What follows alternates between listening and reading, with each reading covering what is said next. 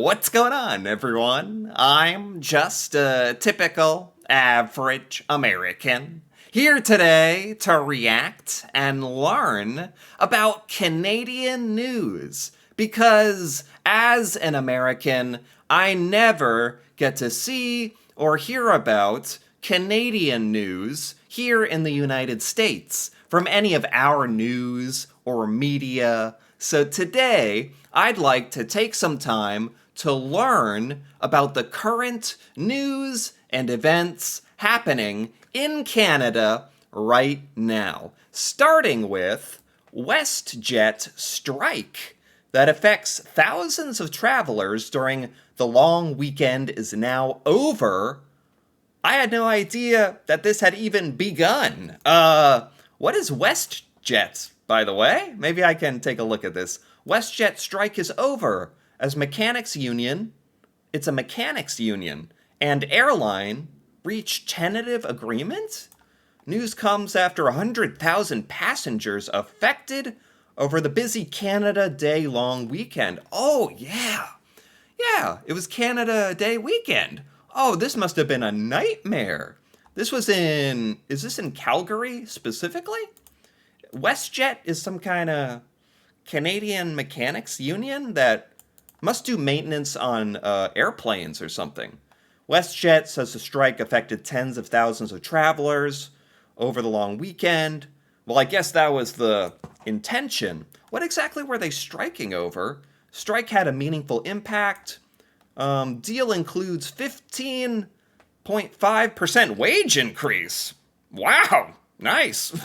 Followed by pay increase of 3.25% next year, 2.5% the year for final 3 years. Wow, they must have got everything they asked for. Oh, I guess when you're literally depending on them to maintain your airplanes, that's kind of important. And I don't know, maybe this was a long time coming. I don't really know how well airline maintenance workers are paid. Maybe they're not paid well enough. They went on strike. Yeah, talk about like necessary for like the public. A very, very necessary line of work. Huh. I had no idea this was going on, and now it's over. Well, I guess that's how things kind of go when you're American. You just like, things happened in Canada and then it's over. And it's like, oh, well, that's good. That worked out. But that must have also been annoying for quite a lot of people. Apparently 100,000 people. So, goats are helping Niagara Parks mow down a big problem. This is what makes the top of the front page of Canadian news, Canadian national news. These are the hard-hitting stories that we need to know here in America as well. Goats are helping Niagara Parks mow down a problem. Okay, I can't help but look at this a little bit more. A small herd could be the solution to invasive plants in Fort Erie, Ontario. Oh, look at them eating those invasive plants. Thank you, Mr. Goat. When an invasive species threatened a restored wetland in Fort Erie, Ontario, Niagara Parks put a team together to mow them down. I thought this was going to be like in Niagara Falls for some reason. I guess Niagara is kind of a big area. This is Niagara Parks. That's funny though. I've heard of people like mowing grass with a goat. I know that they've been used for this purpose before. Very good. Give the goat a job. Why not? In this economy. Let's scroll down a little bit here. A mysterious noise in this British Columbia condo led to 42,000 in fines and hundreds of complaints. These are some interesting stories today. Very specific. This is British Columbia. Kind of funny, honestly. Maybe not funny if you're living in this condo building, because there was a owner slapped with thousands of dollars in fines for a noise that the strata couldn't locate. What was this noise? What? It's a bizarre tale about mysterious noise in a concrete building led to hundreds of complaints. What? could this noise have been? I'm just like, want to get to the bottom of this. It started when a man, only identified as RK, in Wednesday's decision heard a tapping noise coming from his bedroom ceiling. Talk about driving you absolutely crazy. They couldn't find the source of the noise. I mean, if I'm not, I might be crazy, but it looks like they literally couldn't figure out where this noise was coming from. A tapping noise? That somehow that story made me a little insane as well. Okay, let's keep let's keep going. Entrepreneur removed from Toronto Police Board after CBC investigation into fabricated employees. They made up employees? Someone on the Toronto Police Board? She made up employees? Who was getting paid? Was she getting paid? Is that what this is about? She was deeply disappointed by the council's decision, called the move reckless?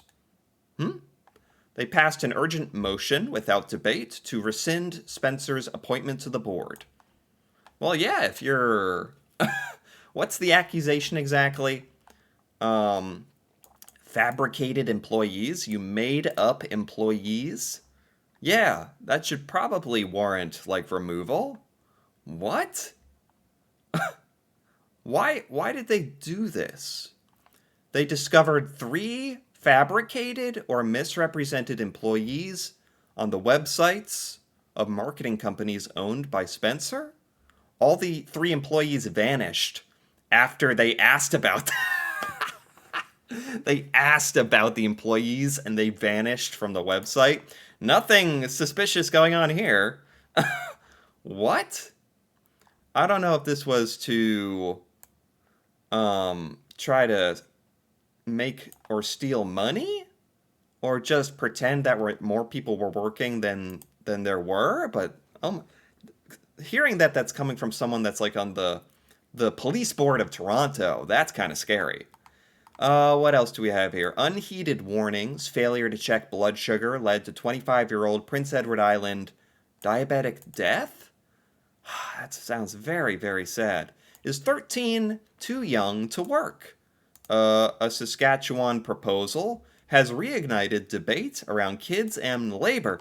Is 13 too young to work? Back in my day, we were working at 11 years old in the coal mines, up and down 8 miles. No, but what is the legal age of working? In America, I think it's usually like 15 or 14 or 15 at the youngest. 13 too young to work?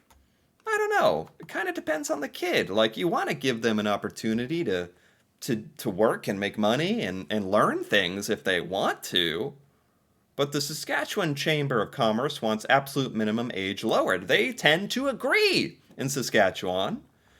Residents are due to vote in a general election this year, and they're hoping the government will lower the province's absolute minimum working age to 13.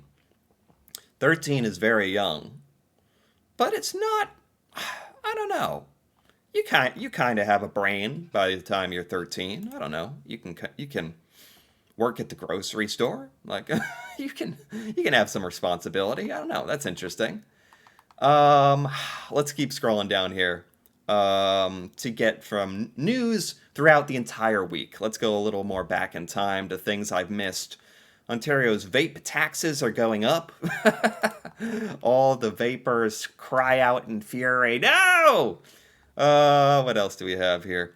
Ontario trucker found at border with as much as 29 million worth of meth. Sentenced to 12 years. A trucker going into Ontario through the border was found with 29 million worth of meth. I did not hear about this. They came through the United States into Canada. Is that right? Mohammed Abderrahman brought 200 kilograms of methamphetamine across the Ambassador Bridge. Huh. No kidding. Convicted of smuggling methamphetamine into Canada, received 12 years. Wow. Imagine when they caught him going through the border here. Um, and I guess they wanted to search his semi truck. Imagine when they opened it up to find $29 million worth of meth trying to come into Canada. Wow. Yeah, I did not hear about this. Largest methamphetamine seizure on record. Um, got 12 years, I believe. Who could be worth up to 29.4 million. Oh my god. Where were they going with that? Where was this truck headed? Where did they? Oh my god. Okay. Interesting. Let's keep going. Residents of Mayo, Yukon? Mayo, is this where they invented mayonnaise? Mayo, Yukon, told to prepare for possible wildfire evacuation. Oh, that's very unfortunate. I guess this is the reality for some parts of Canada with all the wildfires going on, or the possibility of wildfire, is that you have to have a plan ready to put into action, which is good. They're ready for evacuation. That's also very sad having to live like that. This is in Mayo, Yukon. Be prepared for a possible evacuation due to wildfire. That's very sad as well. Very, very sad. Um, what else do we have here? Let's scroll down a little bit. How much of the Ontario Science Centre roof is at risk of collapsing? The Ontario Science Centre roof is going to collapse? I hope not. Quebec farmers say they're facing a cutworm infestation like they've never seen. What is. I have to say, just with the stories that we have here today, this is some of the strangest collection of headlines and stories in all of the Canadian news segments I have done so far. This is like the strangest, maybe like entertaining, but most random grouping of stories I've ever seen. This is in Montreal. Quebec farmers are facing a cutworm infestation. Producer removed 100 worms by hand. What is a cutworm? They have to get down into the crops and actually pull these out? The life of a farmer, I suppose. Temiskamigwe. I'm sure I pronounced that absolutely perfectly. Temiskamigwe in northwestern Quebec has been affected by the damage caused by cutworms, caterpillars that can destroy canola, potato, and grain. No kidding. Oh, there it is. There's the cutworm. With a name like that, it's like, is it okay to just touch them? Are they going to cut you? Really? Just destroying their crops. Oh my gosh. And they just have to go, like, remove these worms by hand? Is that the only solution? Okay. Let's keep going here. Huh. Uh... 3 years after devastating wildfire, Lytton, British Columbia, hasn't rebuilt despite recovery funding. Really? That's very sad. That sounds like a logistical problem. That happens here in America a lot, where there's a lot of funding for some kind of project. In this case, it's rebuilding Lytton, British Columbia. There's a lot of funding, but it seems like nothing happens. The logistics aren't carried out properly. Makes you wonder where all the money's going, honestly. What else do we have here? Biden's poor debate performance renews questions about Trump, Trudeau, and Canada's future. Well, I'm here to tell you, it renews questions about America's future, that's for sure. If you didn't see the American presidential debate a few days ago, I highly encourage you to check that out for yourself. I don't even need to comment on it, really. Just check it out. Check it out. See what our current president is up to. See, and also see who the possible next president could be, because if I wasn't laughing, I'd be crying. Oh, that's all I can say about that. Whoo! Check out the first 5 minutes of that debate. I guess Canadians kind of think about this as well. Americans don't really tend to think about Canadian government and Canadian politics all that much. We're little bit isolated here in our bubble, and really don't get exposed to it enough, I think, outside of America. But Canadians do seem to be aware of politics on some level here in America. So I'm sure this is kind of talking about if Trump becomes president, and judging by the debates and the polls, that seems increasingly more likely. What Trump's relationship is like with Canada, kind of. That's kind of interesting. I don't think Trump and Trudeau got along. I'm trying to remember. But anyway, whoo, yeah, that was quite something. I caught a bit of that debate. Whew. Let's keep going. um, Huh. I'm going to scroll down a little bit further here just to make sure I don't miss anything. Murder trial for alleged poison seller Kenneth Law set for 2025? Poison seller? Poison seller? Law, 58, is charged with murder and abetting suicide. 14 deaths across Ontario. He sold poison to people? That they used to commit suicide? Is that what this is?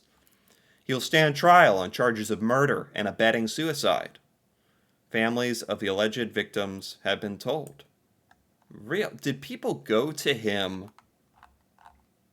to purchase poison to kill themselves? This brings up a very interesting kind of moral or philosophical thought, where it's like, is it he did sell them the poison, but they wanted the poison to end their own lives. So should he be in trouble? Well, if it's illegal to sell poison, yes, he should be in trouble. But assisting someone in suicide is obviously pretty horrible as well. Like, suicide isn't the answer. You want what he should he should have been doing is not selling them poison, but of course, trying to get them help, trying to direct them to help. Yeah. The more I think about that, the more obvious it is. Just horrible. What else do we have here? Let's scroll down a little bit here. Over 600 British Columbia residents have gone to the U.S. for cancer care. Is this a thing? Do people in Canada sometimes come to the U.S. for medical care? And if so, why? Why is that? Maybe just for certain treatments. This is for cancer treatments. I've also heard of if you aren't getting seen quick enough in Canada, you can always kind of bite the bullet and seek help or care in America. Maybe pay more, but get it faster, I think. Wounded Victoria police officer recalls wild robbery shootout? Oh my god. No one was home when house exploded in Winnipeg. What is going on? What is going on in Canada? This is Manitoba. A house blew up. Nobody was home. That's good. Their house blew up. That's bad. Determining the cause of the blast could take months. They don't know the cause. Could have been like a gas leak or something, or I've heard of things like that, or... Oh my goodness. Let's scroll down a little bit here. This woman spends 100% of her income on rent. Is that the state of the world we live in? Where does she live? 100%? Demand for rental outpacing supply, and people are struggling. 100% of your income to rent. How do you eat? How do you live? I'm sure that's exactly what this person is struggling with. Living with your parents, live with your ex, give up basic needs like food and clothing. You can't give up some of these things. Food? You can't give that up. Wow, apartments waiting list. It's because there's such a high demand for apartments that the cost of rent is so high. Yeah, most people are most younger people are a lot of them are renting a lot these days because they've kind of been priced out of the housing market, which is making more people have to rent. And now, then, since there's more demand for renting, the price will go up. It's kind of a bad cycle. Okay, anything else to finish this off with here? Oh man. Let's scroll down a bit. Trudeau needs to meet with caucus after surprise by-election loss. Wasn't there an election in Toronto? I read about that last week in the Canadian news that I did. That was bad for Trudeau, I believe. Now he has to meet with the caucus for strategy, I suppose. Anything else? Oh, after a lifetime of TV news, this 83-year-old Nova Scotian family finished university. How nice. That's kind of wholesome. Ken Clark, mover and shaker in TV, graduated at 83. Beautiful. There we have it. Good way. That's a good way to end off, I think, for today. Really, really interesting, diverse set of headlines and news. A lot of stuff going on in Canada that I had absolutely no idea about. And that's really why I enjoy trying to keep up to date with Canadian news. You just don't hear about it here in America. So I enjoyed this quite a bit. Anyway, if you enjoyed this as well, feel free to give this video a like or leave a comment with your thoughts on any of this Canadian news or any other Canadian news I may have missed that is important. That'd be great to hear about. And if you're interested in more videos like this, me reacting to Canada and Canadian culture and learning things about Canada, feel free to subscribe for more. And until then, thanks for watching and see you next time.